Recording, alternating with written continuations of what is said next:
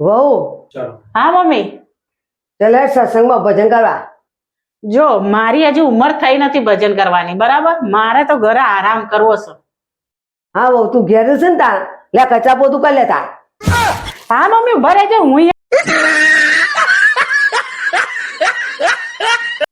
એક સમય હતો હું પેલા બહુ જ ખુશ રહેતો અને કોઈ ચિંતા જ નહીં, કોઈ ટેન્શન જ નહીં. પછી શું, પછી મેરેજ થયા મારા. પછી તો હું ખુશ જ રહેવા માંડ્યો. એટલો બધો ખુશ રહેવા માંડ્યો ને કે કંઈ કહેવાય જ નહીં એમ. તમે શું વિચારો છો? હું એના વિશે ખરાબ કહું, ખરાબ બોલું? બધી પોસ્ટો મારી જોવો છે અને વાંચો છે. કોકના ઘર ભગાવશો તમે.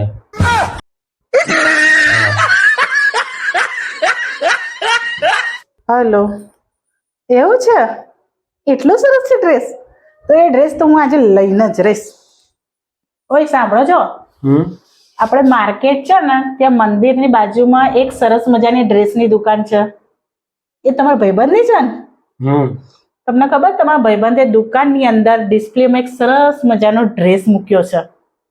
એ ડ્રેસ જોઈને છે ને મારું મન લલચાય છે. તો તમને નહીં લાગતું ડ્રેસ ક્યાં હોવો જોઈએ? ભાઈ તું રહેવા દે, ગોળ ગોળ વાત ફેરવીશ ને ડાયરેક્ટ વાત કર ને તું. ઉભી રહે. હલો. અરે ભાઈ તે ડિસ્પ્લેની અંદર કોઈ ડ્રેસ લગાવેલો છે? લાલ કલરનો, લાલ કલરનો. લાલ કલરનો ડ્રેસ? હા હા, બસ એ જ.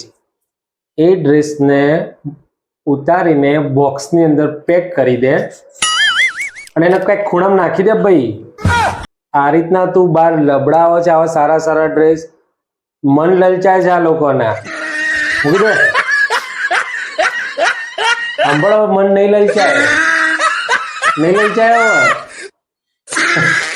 ડ્રેસ લેવો છે.